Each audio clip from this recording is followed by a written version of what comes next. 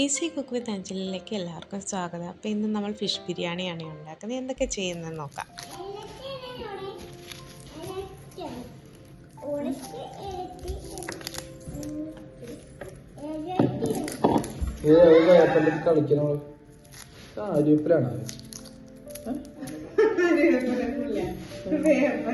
Uganda പേപ്പറാണ്. Uganda paper ഞാൻ അത് ആര്യപ്പാന്ന് വിചാരിച്ചു. പിന്നെ പേപ്പർ എന്ന് പറഞ്ഞു. ഉഗാണ്ട എന്ന് പറഞ്ഞത് ഉഗാണ്ടൻ കറി ലീവ്സ് എന്ന് പറഞ്ഞിട്ട്. ഉഗാണ്ട ഞാൻ അത് ആര്യപ്പ ഉഗാണ്ട കറി ലീവ്സ്.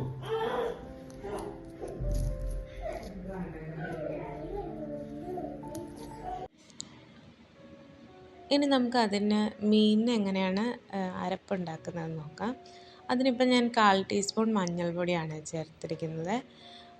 അതൊരു ബൗളിലേക്ക് ഇട്ടതിന് ശേഷം അതിൽ നമുക്ക് ഇവിടെ ഞാൻ കാശ്മീരി മുളക് പൊടിയാണ് ചേർക്കുന്നത്.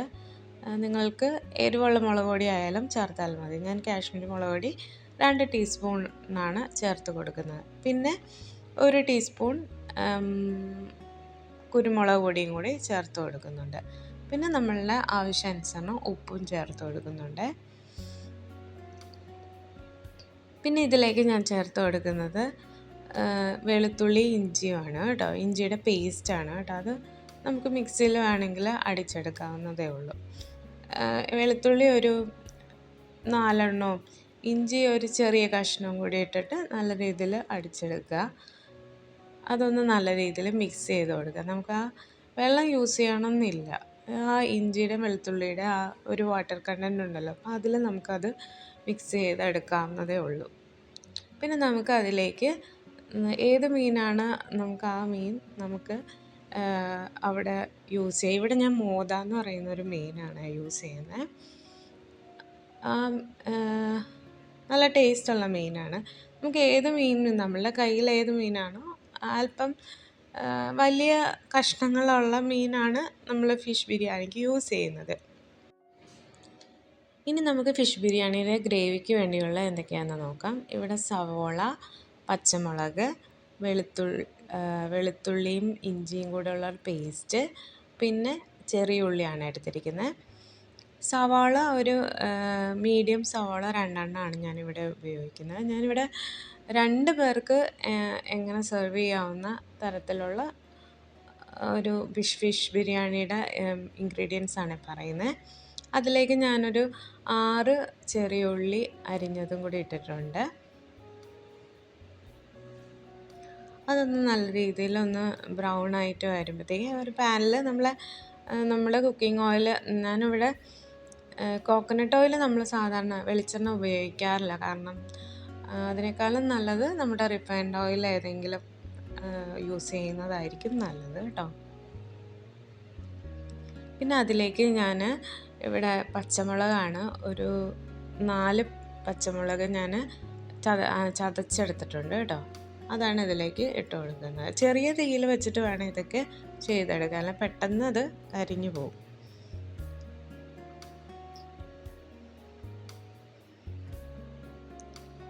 ഇനി ആ പച്ചമുളകിൻ്റെ ഒക്കെ അതൊന്ന് വാടി വരുമ്പോഴത്തേക്കും ഞാൻ അതിലേക്ക് ഇഞ്ചി വെളുത്തുള്ളി പേസ്റ്റ് ഇട്ട് കൊടുക്കുക കേട്ടോ. അപ്പം നമ്മൾ മീനിൽ നേരത്തെ അരപ്പ് ചേർത്തപ്പം ഇഞ്ചി വെളുത്തുള്ളി പേസ്റ്റ് നമ്മൾ ചേർത്തായിരുന്നു അല്ലേ. അപ്പം നമ്മളുടെ അരപ്പിനും അതേപോലെ തന്നെ മസാലയ്ക്കും ഒരേപോലെ തന്നെ ഇത് ഇഞ്ചി വെളുത്തുള്ളി പേസ്റ്റ് വേണം. അപ്പം നമ്മൾ മിക്സിയിൽ അടിക്കുമ്പോൾ ഒരുമിച്ച് അത് അടിച്ചു കഴിഞ്ഞാൽ പെട്ടെന്ന് കുക്ക് ചെയ്യാവുന്നതാണ്. ഇനി ഞാൻ ഇതിലേക്ക്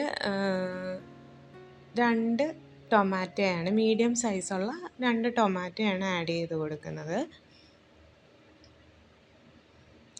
അത് നീളത്തിൽ അരിയരുത്, ക്യൂബായിട്ട് അരിഞ്ഞെടുക്കണം. കാരണം നീളത്തിൽ അരിഞ്ഞു കഴിഞ്ഞാൽ അതിൻ്റെ തൊലി പുറത്തേക്ക്, അതിങ്ങനെ ടൊമാറ്റോ മെൽറ്റായിട്ട് വരുമ്പോഴത്തേക്ക് അത് തൊലി പുറത്തേക്ക് വരും. അത് ടൊമാറ്റോ നല്ല രീതിയിൽ മെൽറ്റാണെങ്കിൽ ക്യൂബായിട്ട് അരിഞ്ഞു കൊടുത്തു കഴിഞ്ഞാൽ നല്ല രീതിയിൽ മെൽറ്റായി കിട്ടും. ഇനി അതിലേക്ക് നമുക്ക് ചെറിയ തീയിൽ വെച്ചിട്ട് അതൊന്ന് അടച്ചു വയ്ക്കാം. അപ്പോൾ നല്ല രീതിയിൽ ടൊമാറ്റോയൊക്കെ അതിൽ നല്ല രീതിയിൽ മെൽറ്റായിട്ടുണ്ട്. ഇനി ഞാൻ അതിലേക്ക് പൊടികൾ ആഡ് ചെയ്ത് കൊടുക്കുകയാണ്. ഇവിടെ ഞാനിപ്പം ഇവിടെ ഞാനിപ്പം 1 ടീസ്പൂൺ മുളക് പൊടിയാണ് ചേർത്ത് കൊടുക്കുന്നത്, എരിവുള്ള മുളക് പൊടിയാണ് ചേർത്ത് കൊടുക്കുന്നത്. പിന്നെ അതിൻ്റെ കൂടെ 1 ടീസ്പൂൺ മല്ലിപ്പൊടിയും കൂടെ ചേർക്കുന്നുണ്ട് കേട്ടോ. പിന്നെ മഞ്ഞൾപ്പൊടി 1/4 ടീസ്പൂണും കൂടി ചേർത്ത് കൊടുത്തിട്ടുണ്ട്.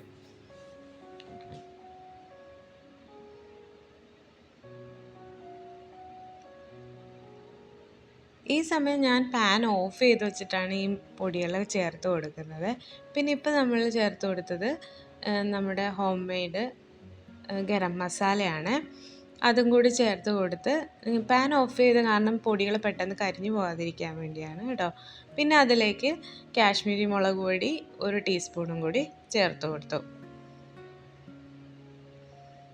ഇനി ഇത് നല്ല രീതിയിൽ ഒന്ന് മിക്സ് ആയതിന് ശേഷം നമുക്ക് തീ ഓൺ ചെയ്യാം.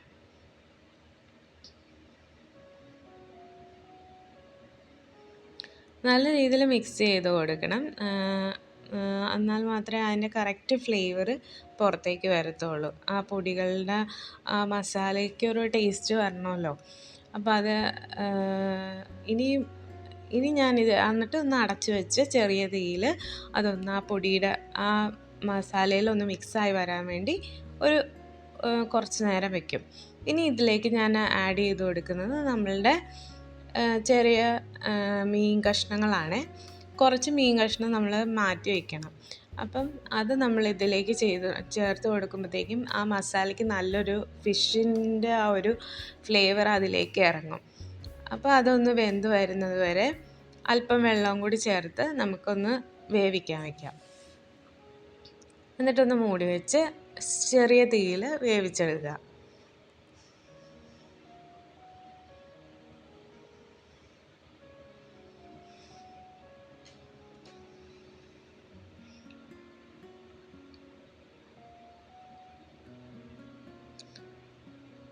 ഒരു 2 മിനിറ്റ്സ് ഒക്കെ കഴിയുമ്പോഴത്തേക്ക് ഇത് നല്ല രീതിയിൽ വെന്ത് വന്നിട്ടുണ്ടാകും. കണ്ടോ, ഇതിപ്പോൾ മീനൊക്കെ നല്ല രീതിയിൽ ഈ മസാലയ്ക്കിപ്പം നല്ലൊരു മീനിൻ്റെ ഫ്ലേവറൊക്കെ വന്നിട്ടുണ്ട്. ഫിഷിൻ്റെ നല്ല ഫ്ലേവർ ഇതിൽ വന്നിട്ടുണ്ട്.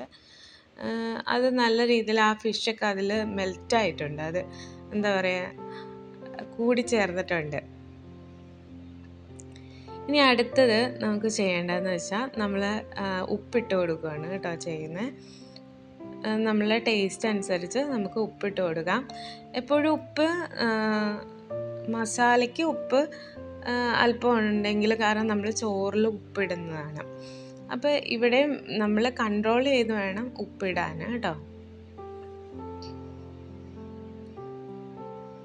ഇനി അതെല്ലാം കൂടി നല്ല രീതിയിൽ മിക്സ് ചെയ്ത് കൊടുക്കുക. ഒന്ന് ആ മീനൊക്കെ ഒന്ന് ഉടച്ച് അതിൽ ഒന്ന് ചേർത്ത് കൊടുക്കണം.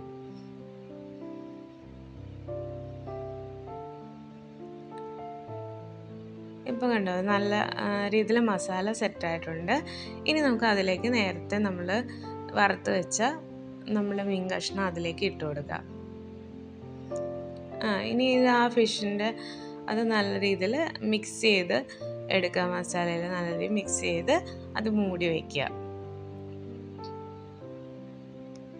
ഭയങ്കര സിമ്പിളായിട്ട് ഉണ്ടാക്കാൻ പറ്റുന്ന ഒരു ഫിഷ് ബിരിയാണിയാണ് ഞാനിവിടെ തയ്യാറാക്കുന്നത് കേട്ടോ.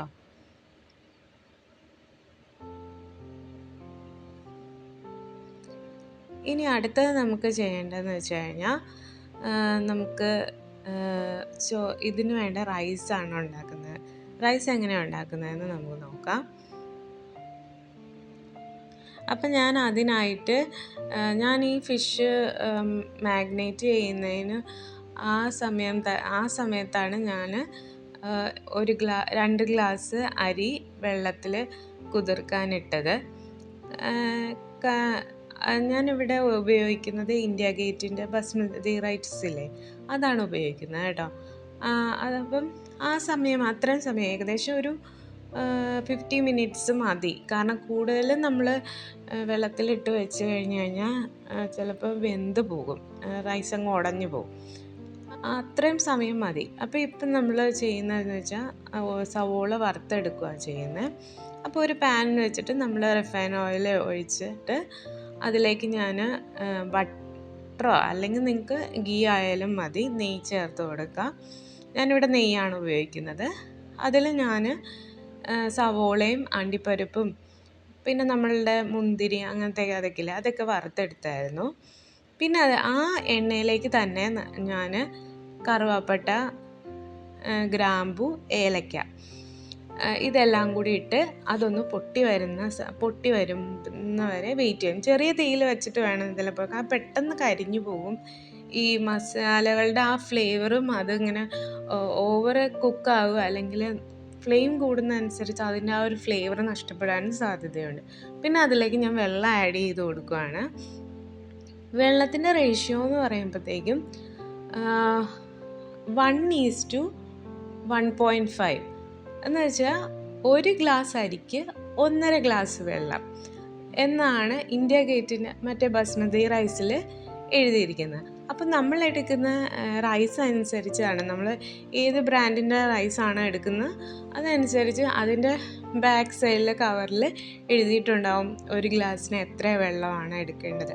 അപ്പോൾ ഇവിടെ ഇന്ത്യ ഗേറ്റിൻ്റെ അത് ബസ്മതി റൈസിൻ്റെ എഴുതിയിരിക്കുന്നതെന്ന് വെച്ച് കഴിഞ്ഞാൽ 1 ഗ്ലാസ്സിന് 1.5 1.5 ഗ്ലാസ് വെള്ളമാണ് യൂസ് ചെയ്യേണ്ടത്. പിന്നെ അതിലേക്ക് ഞാനിവിടെ ചേർത്തിരിക്കുന്ന മീനായതുകൊണ്ട് തന്നെ നാരങ്ങേനേക്കാളും കൂടുതൽ ഓപ്ഷണലായിട്ട് നമുക്ക് ചെയ്യാൻ പറ്റുന്നത് വിനാഗിരിയാണ്. വിനാഗിരി ചേർത്ത് കൊടുത്തു കഴിഞ്ഞ് കഴിഞ്ഞാൽ മീനിൻ്റെ ആ ഒരു ഫ്ലേവർ എൻഹാൻസ് ചെയ്യും. അതേപോലെ തന്നെ നമ്മളുടെ ഈ ചോറ് ഒട്ടിപ്പിടിക്കാതിരിക്കുകയും ചെയ്യും. അപ്പം നിങ്ങൾക്ക് ഓപ്ഷണലായിട്ട് നാരങ്ങ നീര് യൂസ് ചെയ്യണമെങ്കിൽ നാരങ്ങ നീരാണെങ്കിലും യൂസ് ചെയ്യാം. പിന്നെ ഞാൻ അതിലേക്ക് കഴുകി നമ്മൾ നേരത്തെ കുതിർക്കാനിട്ട ഒരു 15 മിനിറ്റ്സ് കുതിർക്കാനിട്ട ആ ബസ്മതി റൈസ് അതിലേക്ക് ഇട്ട് കൊടുക്കുകയാണ് കേട്ടോ ചെയ്യുന്നത്. ഇനി അതിലേക്ക് ചോറിന് ആവശ്യമായ ഉപ്പും കൂടി ചേർത്ത് കൊടുക്കുകയാണ്. ഇനി ഒന്ന് മൂടി വെച്ച് നമുക്ക് ചോറ് തിളയ്ക്കുന്നവരെ നല്ല ഫ്ലെയിമിൽ പിന്നെ ലോ ഫ്ലെയിമിലേക്ക് ആക്കിയെടുക്കുക. ചോറ് വെള്ളം തിളച്ച് കഴിഞ്ഞാൽ ലോ ഫ്ലെയിമിലാക്കി അതൊന്ന് വെള്ളം വറ്റുന്നത് വരെ ആക്കിയെടുക്കുക. ഇനി നമുക്ക് ഇപ്പം നമ്മളെ ചോറും അതേപോലെ തന്നെ മസാല ഇപ്പോൾ നല്ല രീതിയിൽ സെറ്റായിട്ടുണ്ട്. ഇനി നമുക്കിത് ദം ചെയ്തെടുക്കാം. നമ്മൾ നോൺ സ്റ്റിക്ക് പാനിൽ തന്നെയാണ് ദം ചെയ്യുന്നത്. അപ്പം ഇപ്പം എല്ലാവരുടെയും കൺവീനിയൻ്റായിട്ട് വീടുകളിലുള്ളത് നോൺ സ്റ്റിക്ക് പാനാണ്. അപ്പം അതാണ് നമുക്കും കൺവീനിയൻ്റായിട്ട് തോന്നുന്നത്. അപ്പം അതിലേക്ക് നമ്മൾ ചോറ് ഇട്ട് കൊടുക്കുകയാണ്. ഇപ്പം ഞങ്ങൾക്കിവിടെ 1 ലെയറായിട്ട് മാത്രം ചോറ്, ഞങ്ങൾ 2 പേരല്ലേ ഉള്ളൂ കഴിക്കുന്നത്. അപ്പം അതുകൊണ്ടാണ് ഇങ്ങനെ 1 ലെയറായിട്ട് ചെയ്തിരിക്കുന്നത്. അപ്പോൾ അതിലേക്ക് ഞാൻ നേരത്തെ മുരിച്ച് വെച്ച സവോളയൊക്കെ ഇട്ട് കൊടുക്കുകയാണ്. പിന്നെ ഇവിടെ അണ്ടിപ്പരിപ്പും കിസ്മിസും ഇവിടെ ഞാൻ ആണെങ്കിൽ കറുത്ത മുന്തിരിയാണ് ചേർത്തിരിക്കുന്നത്. പിന്നെ അതേപോലെ തന്നെ ചെറിയുടെ ഡ്രൈ ചെറി കിട്ടും, അപ്പോൾ ആ ഡ്രൈ ചെറിയും കൂടെ ഇട്ടിട്ടുണ്ട്. പിന്നെ ഇവിടെ ചേർത്ത് കൊടുക്കുന്നത് പുതിനയിലയും അതേപോലെ തന്നെ വേപ്പിലയുമാണ് ചേർത്ത് കൊടുക്കുന്നത്. മല്ലിയിലയ്ക്ക് പകരം, മല്ലിയില നമ്മൾ സാധാരണ കൂടുതൽ ചിക്കനിലൊക്കെയാണ് കൂടുതൽ ഇട്ട് കഴിഞ്ഞാൽ എനിക്ക് തോന്നിയിട്ടുള്ളത്. അതിന് പകരം പുതിനയും നമ്മളുടെ വേപ്പിലയാണെങ്കിൽ നല്ല രീതിയിൽ നമുക്കതൊരു നല്ലൊരു ഫ്ലേവർ കിട്ടും. ഇനി അതിനൊരു റൈത്ത ഉണ്ടാക്കാൻ പോവുകയാണ്. സിമ്പിളായിട്ടുള്ള റൈത്ത. കാരണം ഇത് ബിരിയാണീൻ്റെ സൈഡായിട്ട് നമ്മൾ യൂസ് ചെയ്യുന്നതാണ്. ഇതിൽ കുക്കുംബർ ചെറിയ ചെറിയ കഷ്ണങ്ങളായിട്ട് അരിഞ്ഞെടുക്കുക. അതിലേക്ക് നമുക്ക് ആഡ് ചെയ്ത് കൊടുക്കേണ്ടത് കട്ടത്തൈരില്ലേ, അധികം പുളിക്കാത്ത കട്ടത്തൈര് നമ്മൾ ആഡ് ചെയ്ത് കൊടുക്കുകയാണ് ചെയ്യുന്നത്. പിന്നെ അതിലേക്ക് നമുക്ക് ആവശ്യത്തിന് ഉപ്പും കൂടെ ചേർത്ത് കൊടുക്കാം. റൈത്ത ഉണ്ടാക്കുമ്പോഴത്തേക്കും വേണമെങ്കിൽ നമുക്ക് ക്യാരറ്റ് വേണമെങ്കിലും ആഡ് ചെയ്യാം, അല്ലെങ്കിൽ കുക്കുംബർ മാത്രമാണെങ്കിലും കുക്കുംബർ റൈത്തയായിട്ട് നമുക്ക് യൂസ് ചെയ്യാവുന്നതാണ്.